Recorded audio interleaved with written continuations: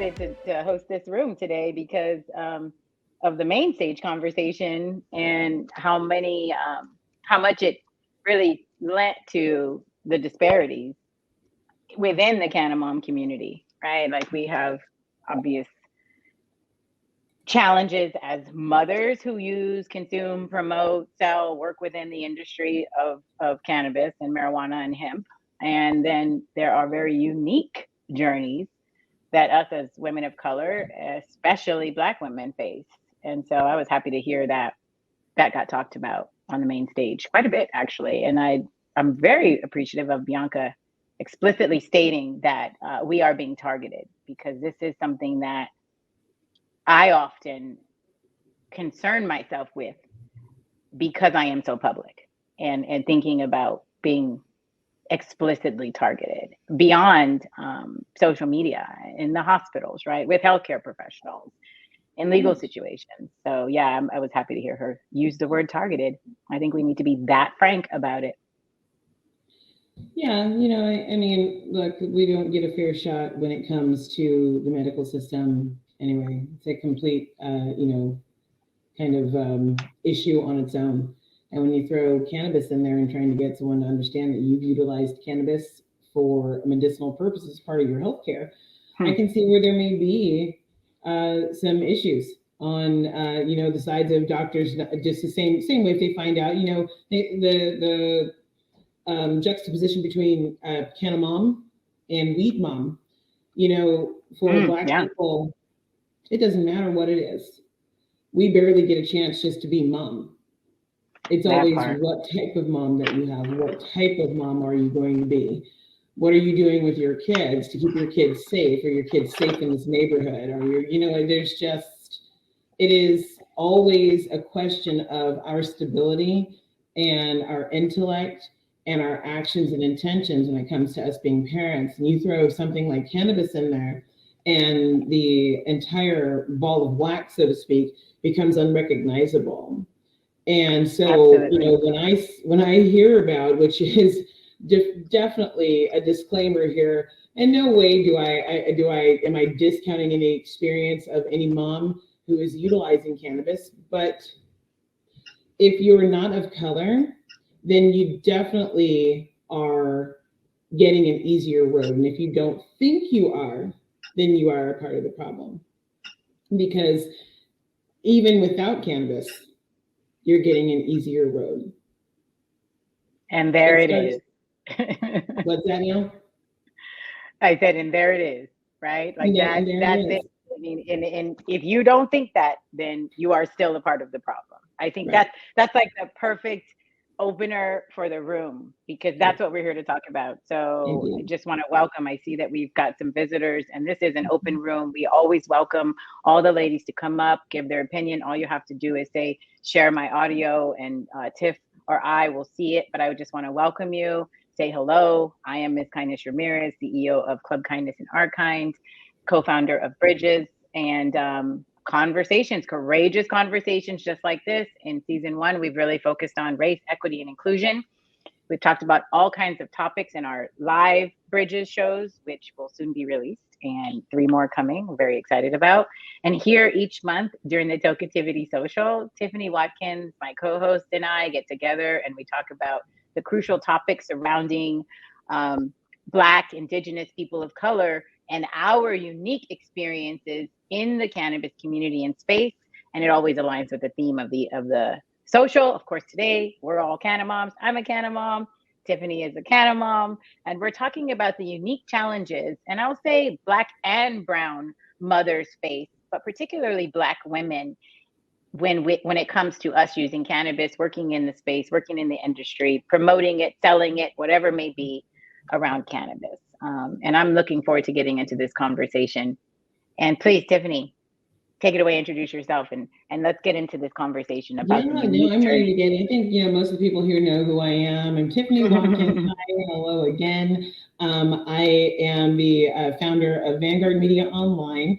a place for women in the cannabis space. We tell the stories, the good, the bad, the ugly. We make sure that it gets told, and we archive it. And we're going to have this 100, 150 years from now, when people need to look back on what women look like in this space.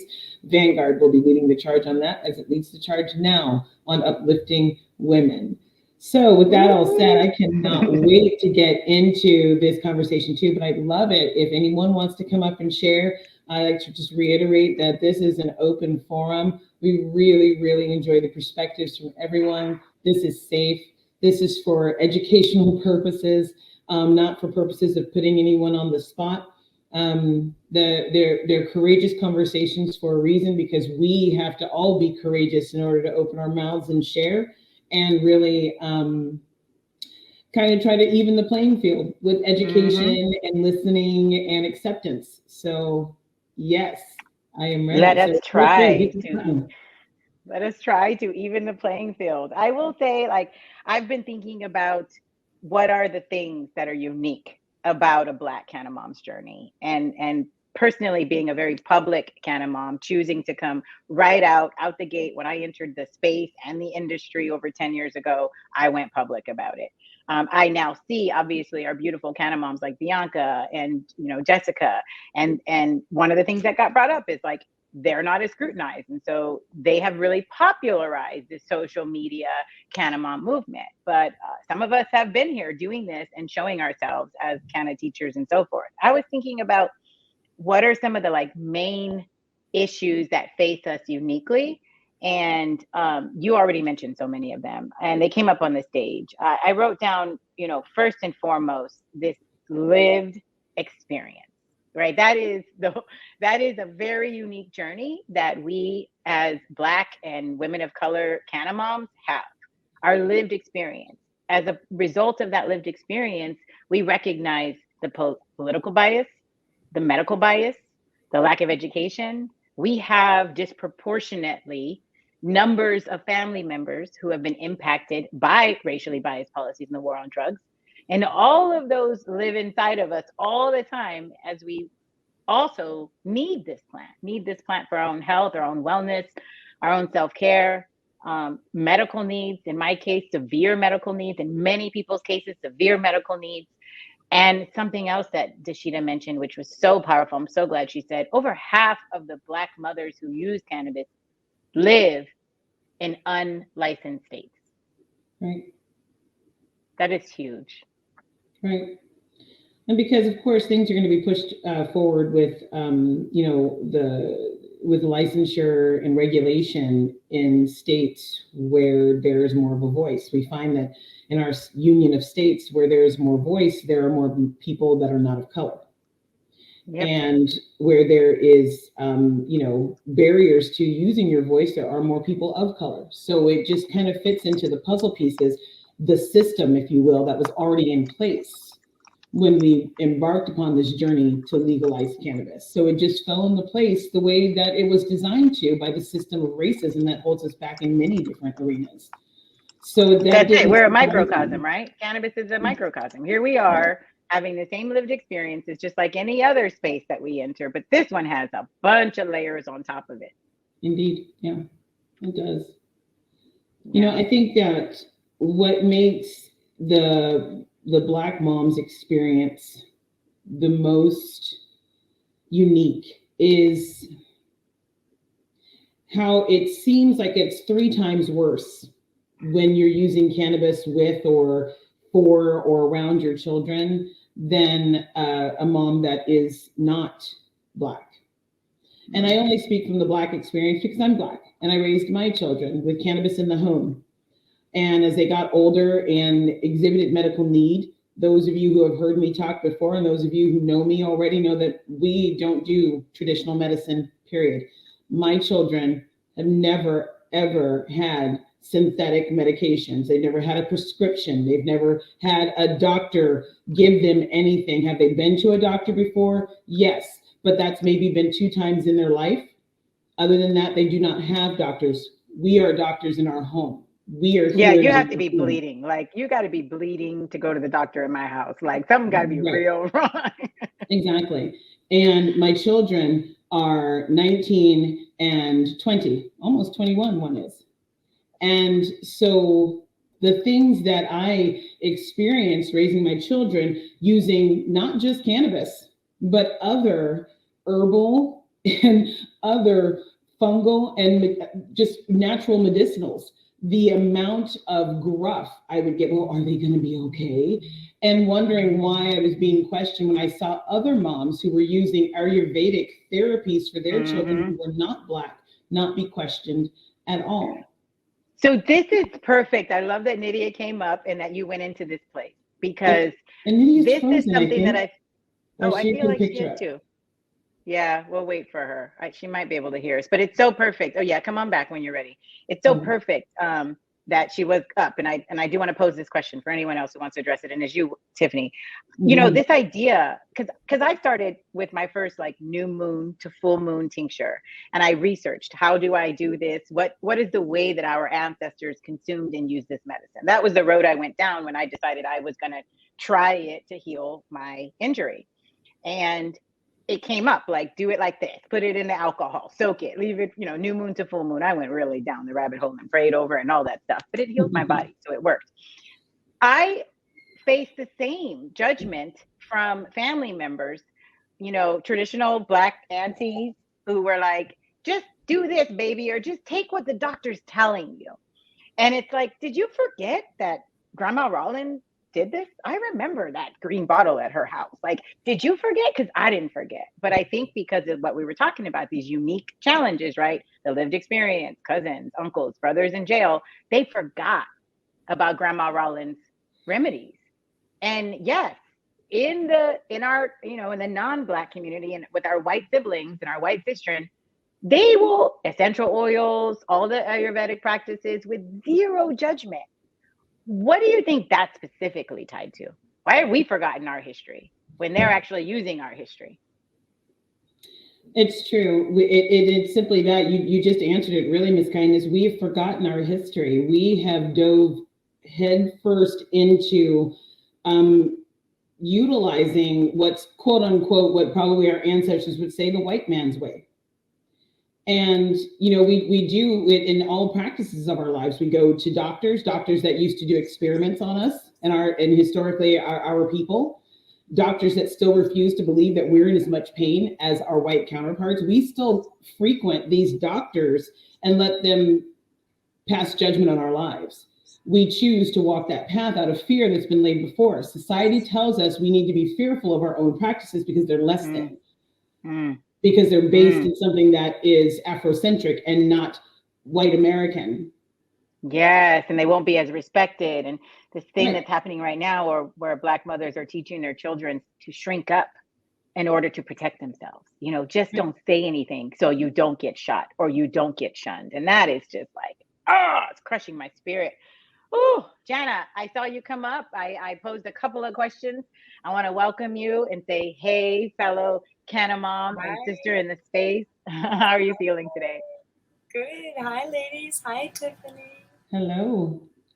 So glad to be here with you. I couldn't help but push the button on that medical bit there because, oh my goodness.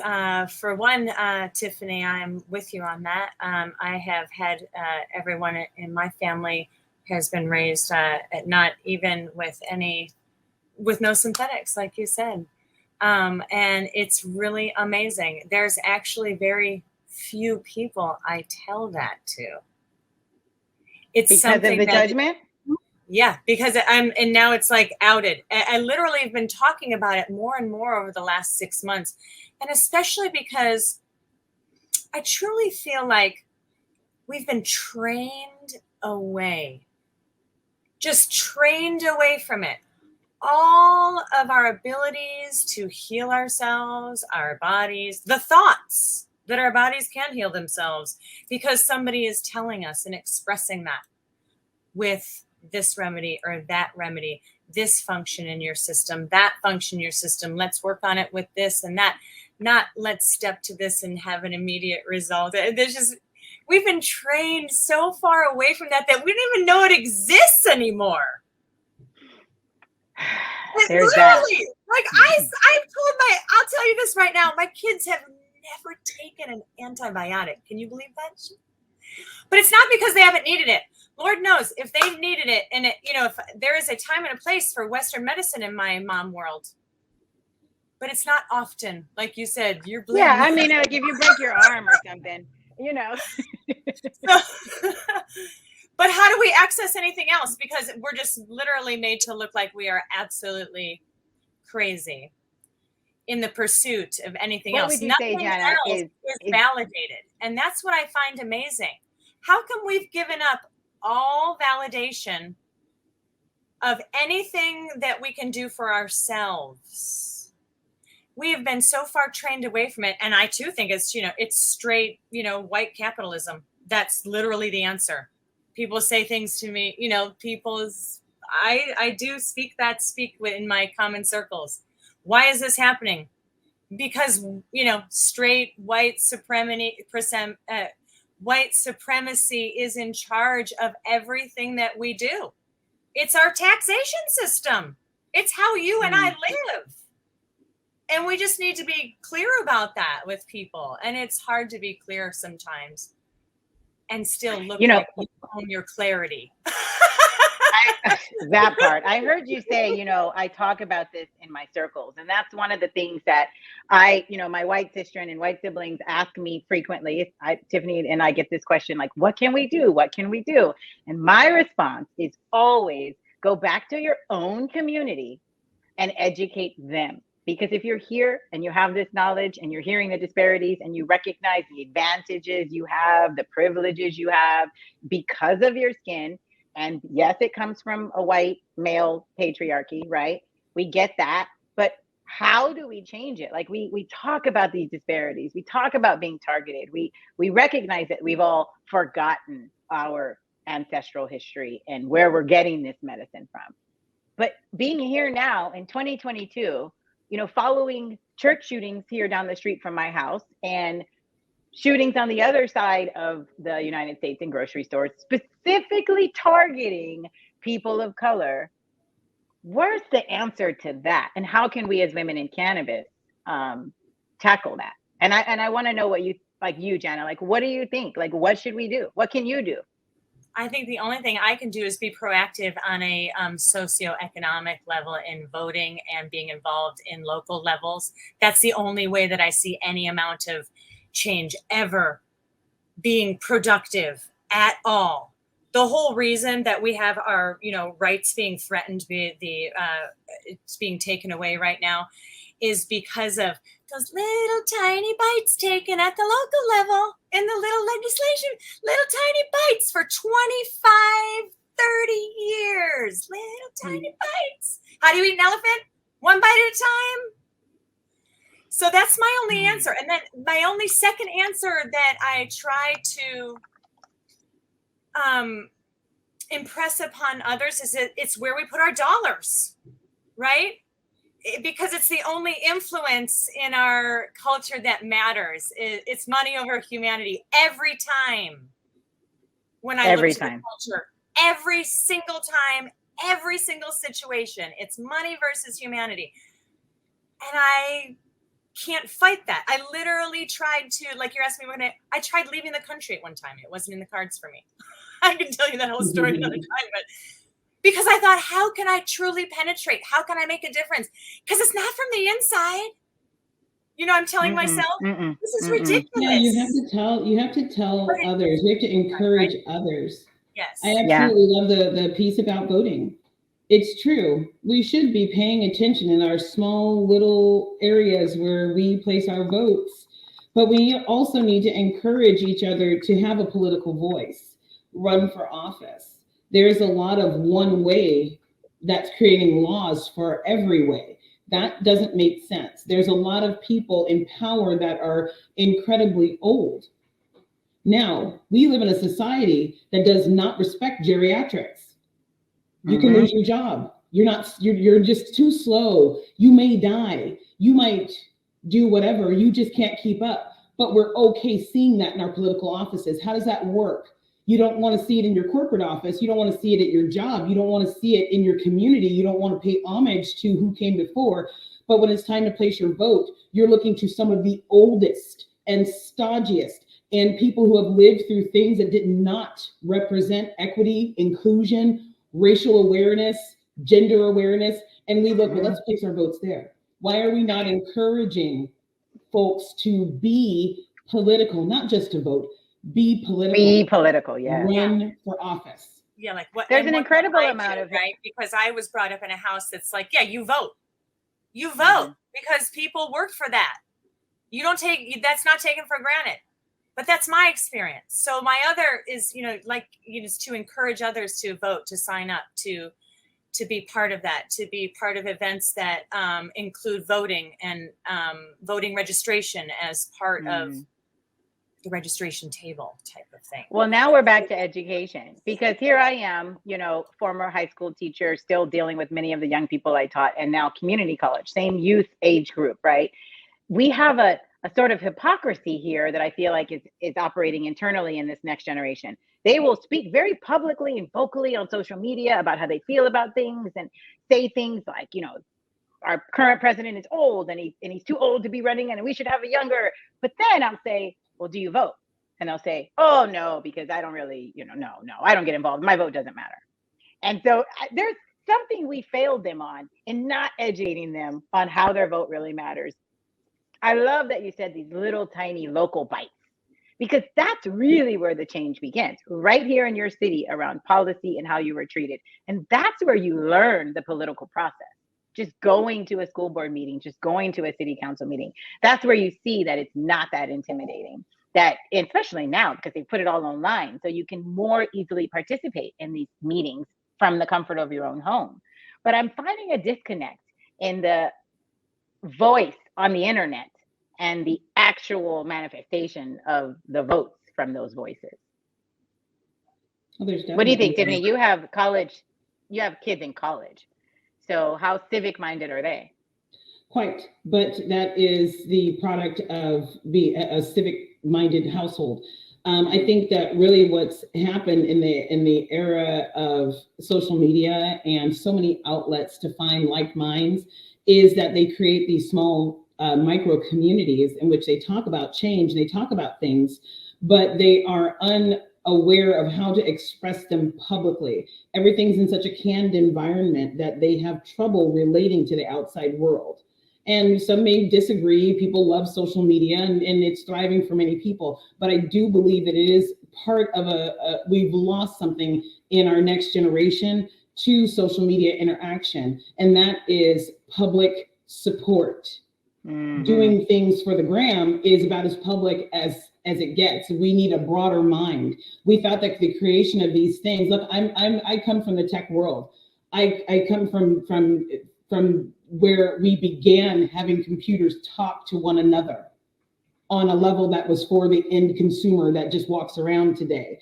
And we thought we were creating avenues for people to be able to reach worldwide, and we have. But a side effect, a little sub problem, is that we've been able to make micro communities that are so comfortable that our young people don't feel as comfortable going out and saying the same things they just said on social media with a megaphone in their face, like we did, like I know I did 30 years ago.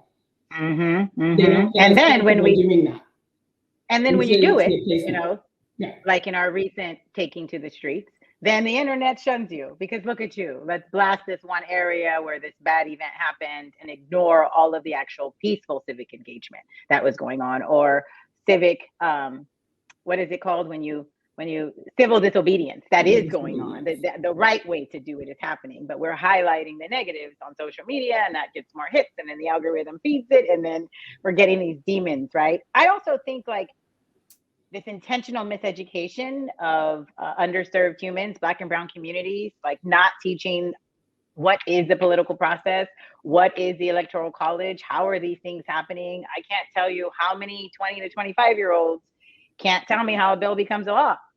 And that is a direct result of the intentional dumbing down of our educational system to keep us in line. And then that trickle down disparity hits Black mothers and Black communities, just to bring it back to what we're really talking about, in the worst way. We keep on having to dig ourselves out of the mud. Yeah. more mud being thrown on top of us from not having that level of transparent education on process just puts people who are already at a disadvantage even lower in the dirt. At a greater disadvantage. Yeah, I want to remind everyone why we're here. If you're just popping in the room, if you're watching this later via a recorded sesh, I'm Ms. Kindness Ramirez. My co-host Tiffany Watkins is here.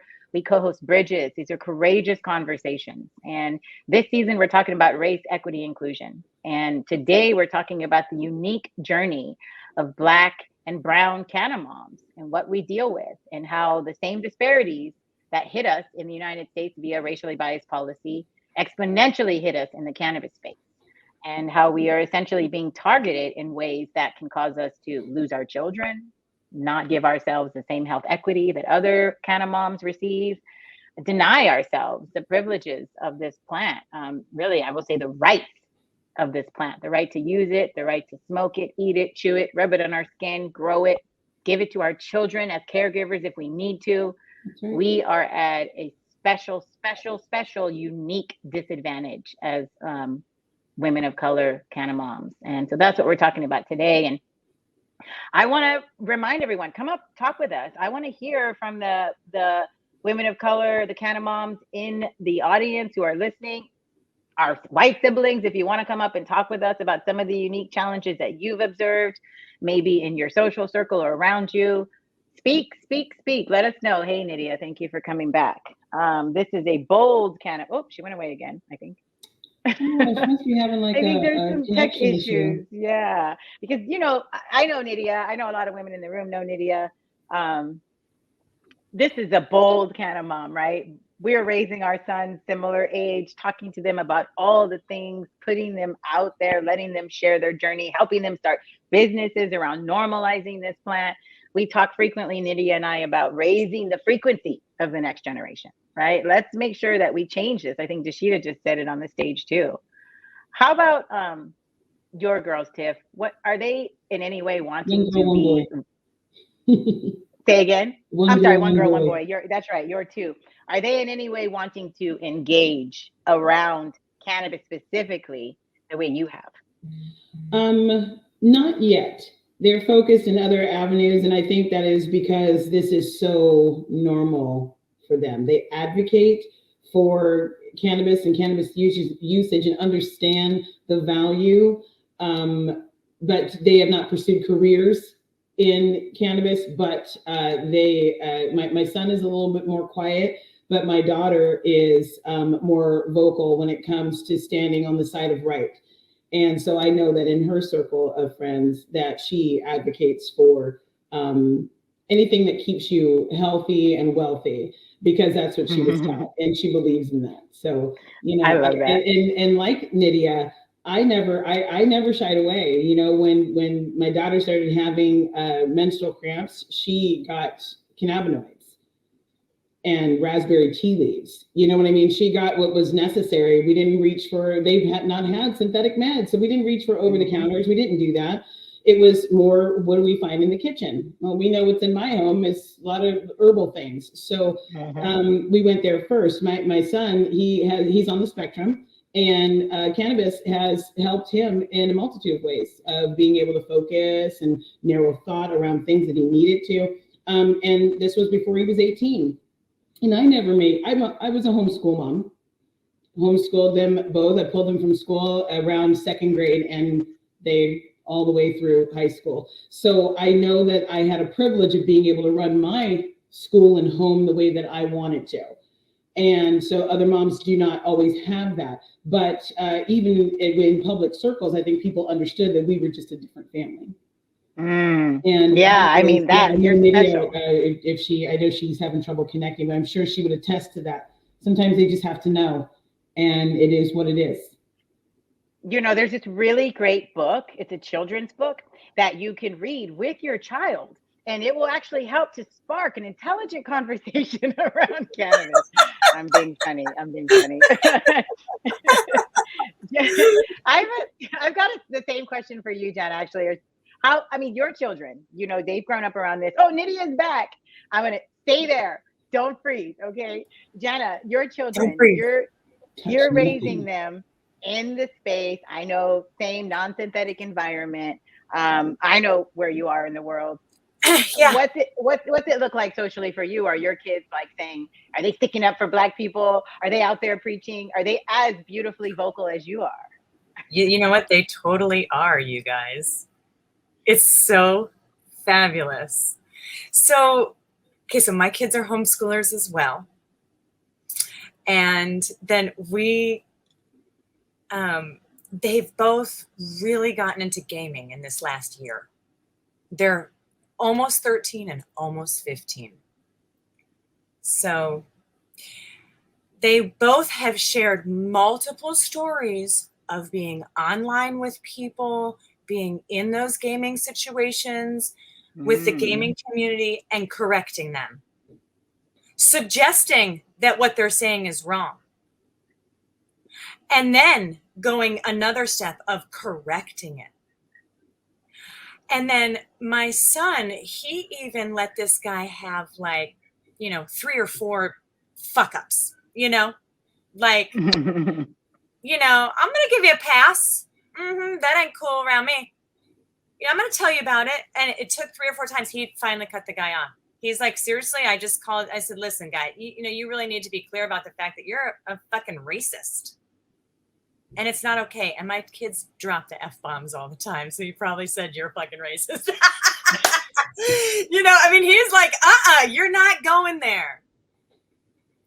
And then I love that. That's what we need. That's true allyship and raising the frequency of your children as well. Teaching them to be confident enough to advocate. Yes. And then they will also see other adults around me, especially being in Oklahoma, who are more open than any other adults that we've been around. And, it's a different community here that are more open about being racial in talking, a joke or a comment or something. Yeah, having that real authentic conversation. Right. And they'll see me, I'm Black. Yeah. They'll see me give the correction and not the pass, but that there's an understanding for me. Like I'll go through and explain to them, you have to understand this person was raised by a grandfather who was in the KKK. So, his idea of, is he racist today? Is no. But does he have still a little bit to go? Yes. And is that what we get to do? Is yes, help somebody like that realize that there's still far to go. Yes. You really hit saying, on something. I'm not racist. You have to say to them, but what you just said, what you just did, what you just inferred to is totally a racist comment. Mm-hmm.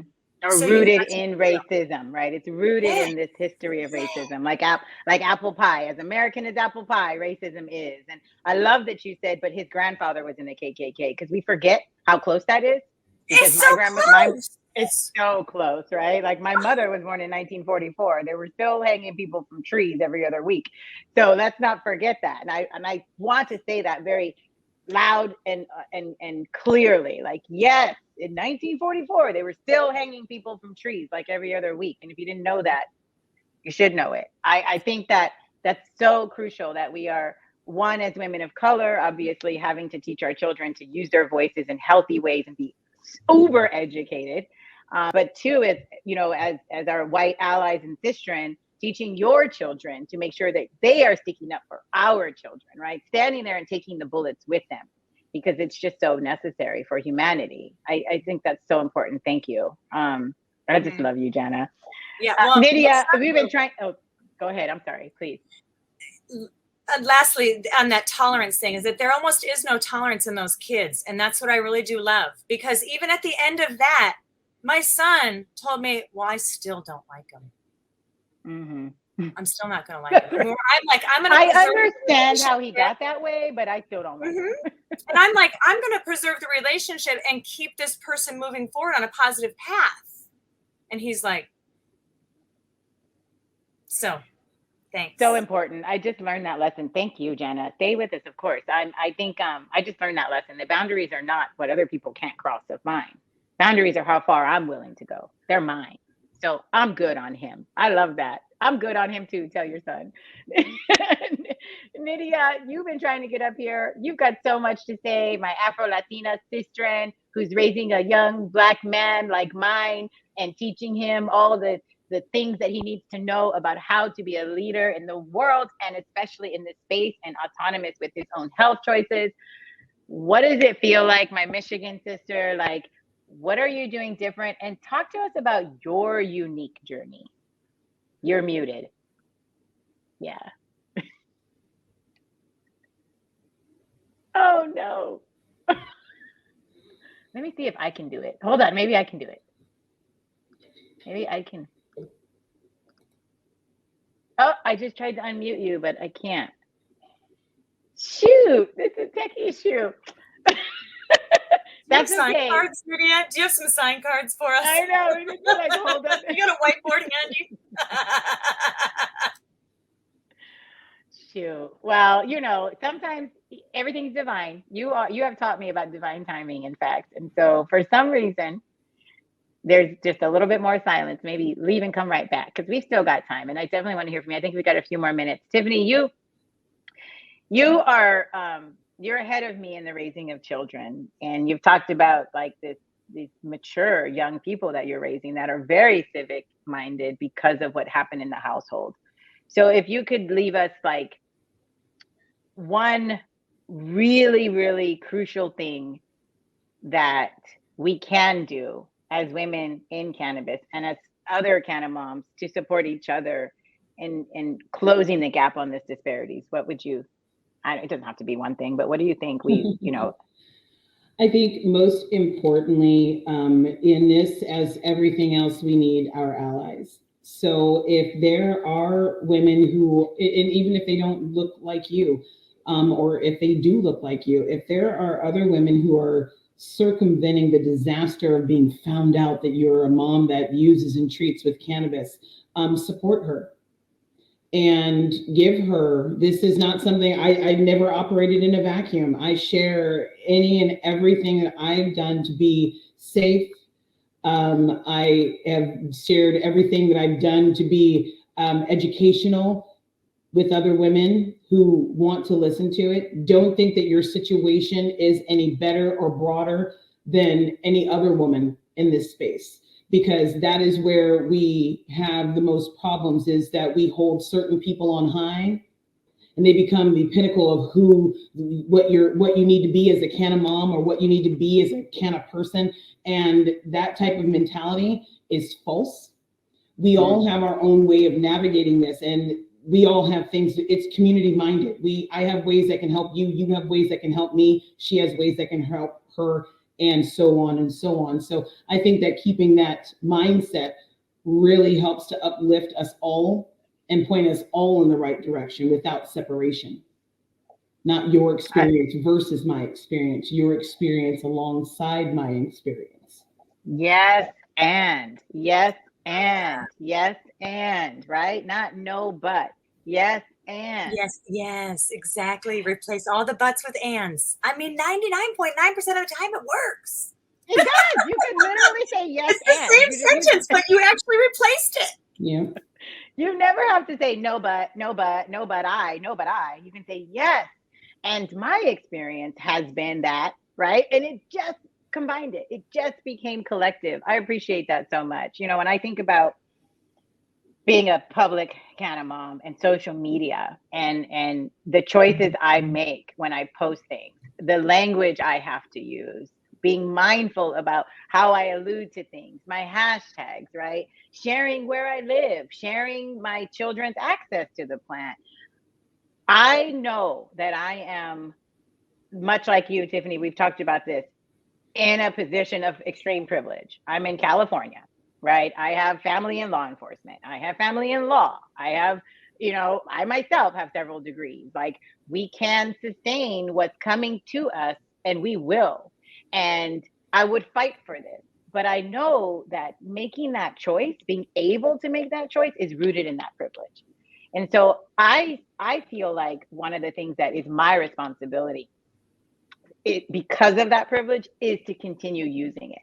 Like I have to do it for my sister in Mississippi. I have to do it for the Black women in the states that aren't legal, the over 50% of us that are in the states that aren't legal. I have to keep using my platform. I have an obligation to them, to myself, and to humanity to continue to educate myself, to be wise about what I'm putting on social media, to not get in trouble so I can keep helping, and to, you're right, vote, get civically involved, engage, be out there, do all the things that represent. And it's a lot. It's a lot. It's why I use cannabis to manage the stress of advocating for cannabis. It takes a lot of listening, doesn't it? It takes a lot of listening, like being together and listening and learning, and then listening to yourself, like really, taking that back for yourself, your family, listen to yourself. It's so important. And it's why we do bridges. It's why we have these conversations, right, Tiffany? It's why we show up every week for our meetings and show up every month for this and continue to do the work through Vanguard and Club Kindness and be here with other moms and women at these socials and people. I know it's an inclusive community, but primarily we see women here at Tokeativity, and I like that. And we're going to be here. We'll be here next month. We have Bridges, 3 more episodes we are filming. And actually, I'll take this opportunity to do a call to action. We are actually looking for panelists for our last 3 live episodes, or raw Bridges. I don't think they'll actually be live, but our last 3 that we're recording, they are international colorism.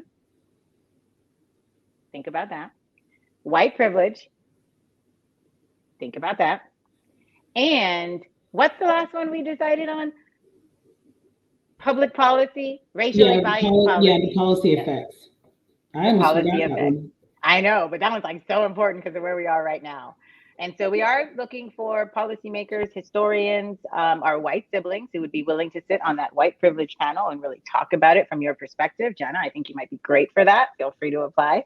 And international colorism. And that is the BIWOC community we're making a call to. We want to hear our Asian, cisgen, Black women, biracial women, white passing. We have quite a few ladies that we're interested in speaking with, and we'd love to have you join us for the last 3 episodes of Bridges. This first season is Courageous Conversations on Race, Equity, and Inclusion. We've tackled all kinds of topics. I can't wait for the edited final versions to be released to the Tokeativity and Club Kindness and Vanguard communities. You all will see some of these powerful and courageous conversations, and we're going to continue to have them here monthly at the socials. Tiffany, take us out the way you always beautifully do. Thank you. I appreciate that. Well, I really thank everyone who spent time with us. Thank you, Jenna, for coming up on stage and sharing your experiences and giving your words to us. That was wonderful. I think that the biggest takeaway today is that we're all moms first. We came here because we're moms first, and we believe in the health and wealth of our families, and we take control of that. And in a society right now where our control is being challenged, it is the least we can do and hold on to is how we can harness the power within ourselves, inside of our homes, and embolden those that we are raising to be the future adults that can make these decisions, to make good and wise decisions that don't step on the necks of anyone else. We all have to do our part, and it starts at home. Embolden's my new favorite word, Tiffany. Embolden's my new favorite word. I love that. Embolden. Yes. Amen. Keep your foot off my neck. Yes. Thank you, Tiffany. Thank you for joining us for another beautiful Bridges room, y'all. Thank you for letting me be here with you. And as we're moms first, it is so fun. I mean, like, look at me. You're in my laundry room with me right now. And I'm like, oh no, I want to say hi. I literally put my eyebrows on 5 minutes before I came on here. So yes. Thanks for shining and letting us just be who we are in your space and emboldening. Peace. Thank you, Jenna.